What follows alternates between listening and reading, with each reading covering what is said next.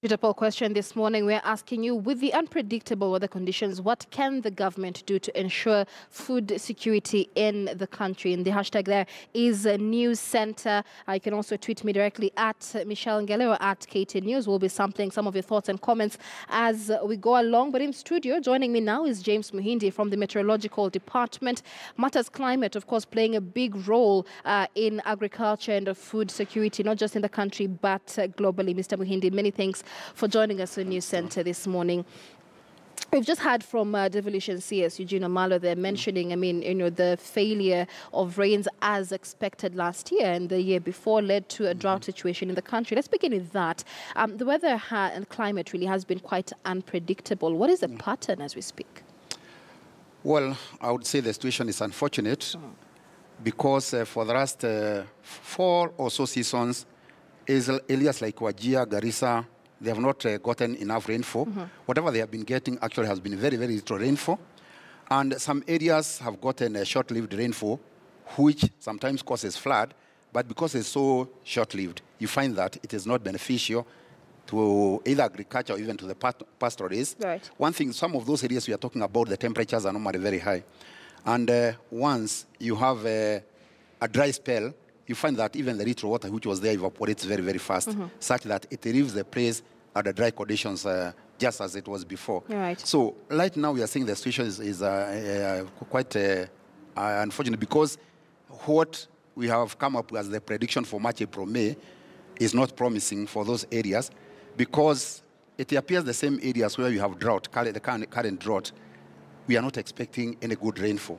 Maybe to single out some of those areas like the countries in northeastern Kenya and southeastern Kenya, and also along the coastal strip. Right now we are talking of Kilifi being under drought conditions. Those are the areas, again, we are not expecting much rainfall. And if this actually happens, it means the drought is going even to worsen. In the same areas? And probably the same areas.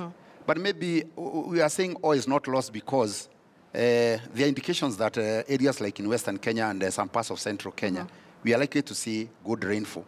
And if some assistance from maybe the Minister of Agriculture, the agricultural sector, can be given to the farmers, and they produce enough food, I think that can take care of those areas which are already drought-stricken. If I single out places like western Kenya, we are expecting good rainfall during March, April, May. Right. The good thing, even after March, April, May, those areas continue receiving good rainfall in June, July, August.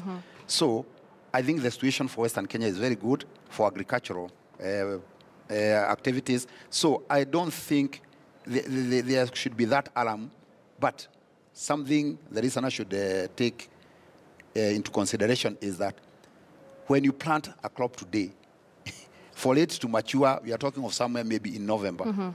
So that may not help us for now. All right. And just before we move on, the Red Cross and the government is talking about 3.4 million people who've been affected by this drought situation. Good news is nobody has succumbed to the drought so far. But let's focus on the fact that Kenya is largely dependent on rain-fed agriculture. And so, like you mentioned, if the rain is not sufficient now, then it will not be very beneficial to Kenyans. But what are these regions, southeastern, northeastern, not doing right? Because environmentalists are blaming this on cutting down of forests and just not proper care of the environment. That's true. Well, one thing is true that we have destroyed our environment, and as we know, forests have been playing a key role in ensuring that you have enough rainfall. Now, human being is ensuring that wherever there are trees, they are being cut down. We can see new buildings coming up in areas where you had forest, and people, they are not. It's as if they are not careful to see that what has been giving us rainfall, they are destroying the environment, like what you have always heard about the Mau water tower. This is a very, very serious issue, and it's a high time the public knows that what they are doing is not right, because it appears in some years to come, we may not come up with any rainfall at all if the same trend continues. Right. The other thing maybe I can say about, in Kenya we always talk of water harvesting, but it appears we are very poor in that. Because, as I've said, there are times when you get very heavy rainfall, which creates some kind of runoff. And this water, all of it goes into waste.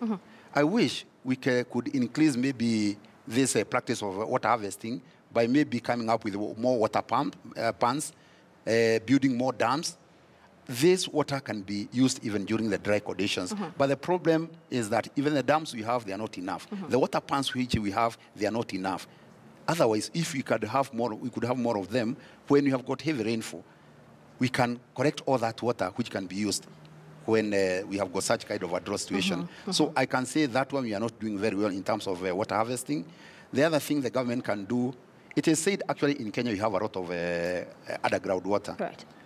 I don't know what could be the problem that we don't have enough boreholes, because again this one can alleviate this problem of drought, whereby instead of depending on the rain-fed agriculture, we can now revert to using even irrigation. I'm sure the government has tried a lot in some areas. We have heard of like the Buddha irrigation and other areas where the irrigation is being done.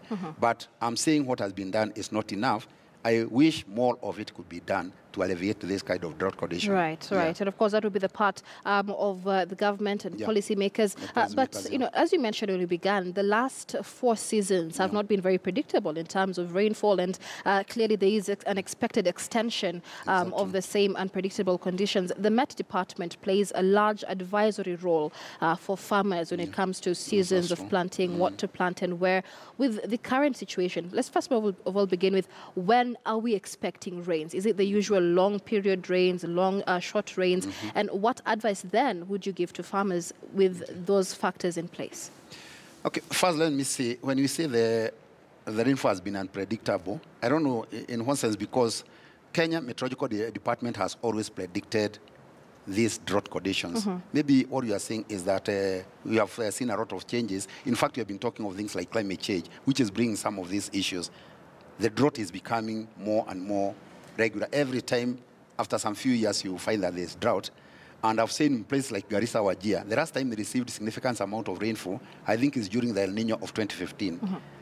Otherwise, from that time, 2015, October, November, December, 2016, the whole of 2016, the situation was very poor. 2017, the same situation. And currently, the way things are, I've said, we are not expecting any good rainfall in those areas. One thing is that we have what we call La Nina conditions in the Pacific. And once you have such conditions, they tend to influence the Indian Ocean in such a way that we don't have enough moisture which is coming from the Indian Ocean. And what we know, the entire eastern sector of the country relies on the moisture which is coming from the Indian Ocean. If winds are not favoring that there's moisture which is coming from the Indian Ocean, you'll find that we may not get enough rainfall. And this is currently what is happening in the Indian Ocean, such that most of the winds it's as if they are running away from the coastal region, even from the eastern sector. So it's a bit worrying, and we are praying to God that this situation doesn't continue to October, November, December, because whenever you have got La Nina conditions, the major influence is during the short rains season, that's October, November, December. Meaning that if the situation continues the way it is, and you go to the short rains when the situation is like that, then things may be very, very, very bad. All right. But even now, the way the situation is, for northeastern, the coastal areas like Kilifi, the situation is still not very good. All right.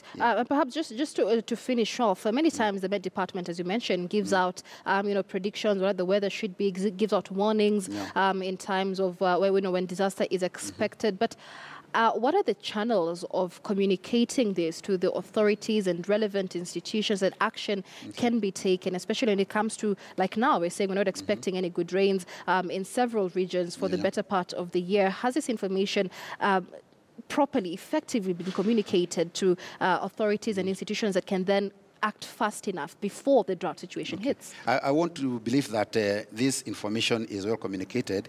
The initial point, whenever you're releasing our, say, like the season of forecast, we always have what we call the press conference. I'm sure you have attended such, like about a week ago, we had a press release when we were in Lillian Towers. And what we do, we ensure that all the stakeholders are there. Then, apart from doing that, we go ahead even try to communicate to farmers and the public, even using the language which they can understand, their mother tongue, such that there are some, of course, if you communicate in English, they may not get the actual point. Right. So we go communicating into the local language such that those people can understand actually what we are saying. There's a program we call RANET, is radio internet, is connected, whereby people like, I know we have one in a place called Suswa, which broadcasts in Kimasai. This one is facilitated by the Kenya Meteorological Department. When you go to Murang'a, there's another one whereby the people there can tune to that channel and listen in Kikuyu. If you go to the coastal area, Kwale area, we have such. And they just broadcast, their major broadcast is mainly weather, climate issues. Right. So we have tried a lot to reach out to people. Then we have got even what you call the specialized forecast, whereby even after we release our forecast, farmers, they have the right to come to the department and seek to get clarification. And it's good that we have a lot of farmers who come to our department wanting to know that clarification. Because whenever you're issuing a forecast, sometimes it's very broad and it's not specific. So people may take, like when you talk of the depressed rainfall, they take the entire country is going to come up with depressed rainfall.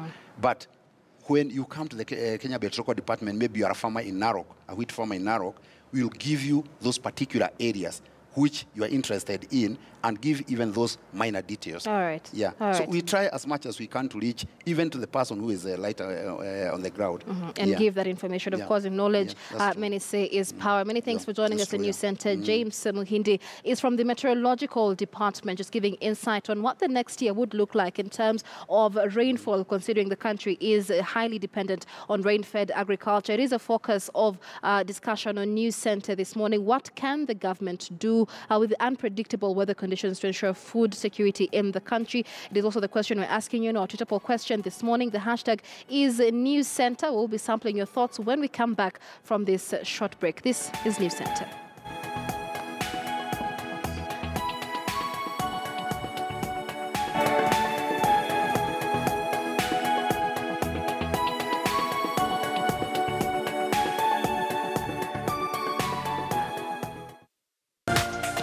This is KTN News.